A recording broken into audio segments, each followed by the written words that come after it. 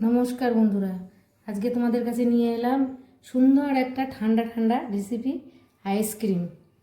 এই যা রোদ গরম, এতে মন চাইছে একটু ঠান্ডা খাই, সেই জন্য আবার কিন্তু একটা আইসক্রিমের রেসিপি করে ফেললাম। আমার এই আইসক্রিমের পদ্ধতিটি যদি দেখতে চাও তাহলে আমার ভিডিওটা দেখতে হবে। তাহলে চলো তোমাদের সঙ্গে নিয়ে আমি আইসক্রিমের রেসিপিটি তোমাদের দেখাই। নিয়েছি আমি 3টে আম। এই আমগুলো বাড়িরই আম, এবার আমি কেটে নেব।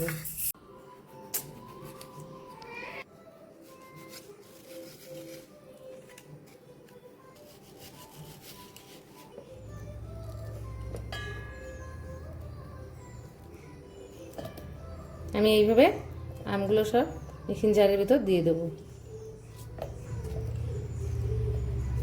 আমগুলো আমার কাটা হয়ে গেছে, এবার আমি পেস্ট করে নেব। পেস্ট করা আমার হয়ে গেছে।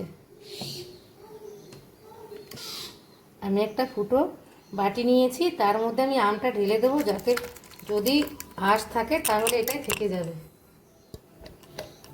আমি একটা ঝুড়ির মধ্যে আমটা ঢেলে নিলাম।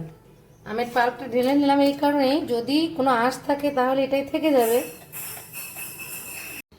এই দেখো আমার আমের পাল্পটা, কোনো আঁশ ছিল না। এবারে আমি একটু ঘেটে নিলাম। এরপরে আমি দিয়ে দিচ্ছি আমি 1/2 চামচ কাস্টার্ড পাউডার। তোমাদের কাছে যদি কাস্টার্ড পাউডার না থাকে তোমরা কর্নফ্লাওয়ার দিতে পারো, কর্নফ্লাওয়ার না থাকলে ময়দা দিয়ে দিতে পারো।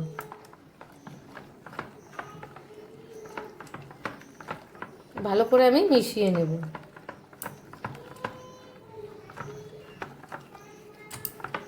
আমটা আমার মিশানো হয়ে গেছে, কাস্টার্ড পাউডারটা। এবার আমি চলে যাব মেন উপকরণে। প্রথমে আমি একটুখানি জল দিয়ে দিলাম কড়াইয়ে। আমি এই বাটি মেপে 2 বাটি দুধ দিয়ে দেবো। 500 দুধ হবে। 2 বাটি দুধ দিয়ে দিলাম, আমি 500 দুধ দিয়ে দিলাম। আমার আমটা মিষ্টি আছে, আমি চিনি 50 থেকে 75 গ্রাম চিনি দিয়ে দিচ্ছি। আর তোমাদের যদি বেশি লাগে তোমরা বেশি দিয়ে দেবে। এবার বলো বসা পর্যন্ত অপেক্ষা করব। 10 টাকার 1 প্যাকেট দুধ দিয়ে দিলাম।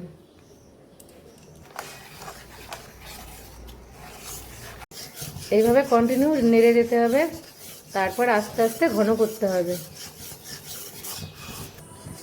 দেখো দুধ আমার অনেকটাই কিন্তু ঘন হয়ে গেছে। দেখো দুধটা অনেক ঘন হয়ে গেছে। এবারে আমি আমের পাল্পটা দিয়ে দেব।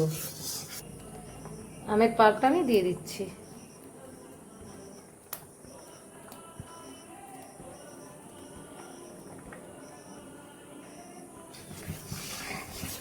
আস্তে আস্তে আমি মিশিয়ে নিলাম।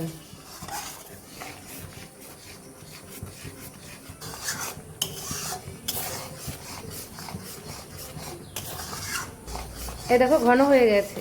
এবার আমি গ্যাসের আগুনটা বন্ধ করে দেবো। আমি আইসক্রিম বক্স নিয়েছি, তাতে আস্তে আস্তে ঢেলে দেবো।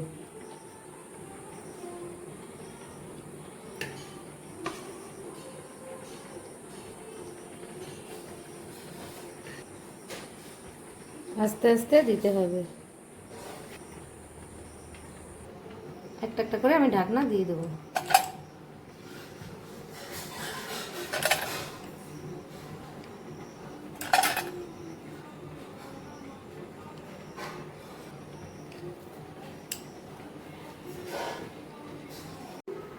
আরও আমার এইটুকু বেড়ে গেছে, এটা আমি ছোট্ট একটা বাটিতে দিয়ে দিলাম।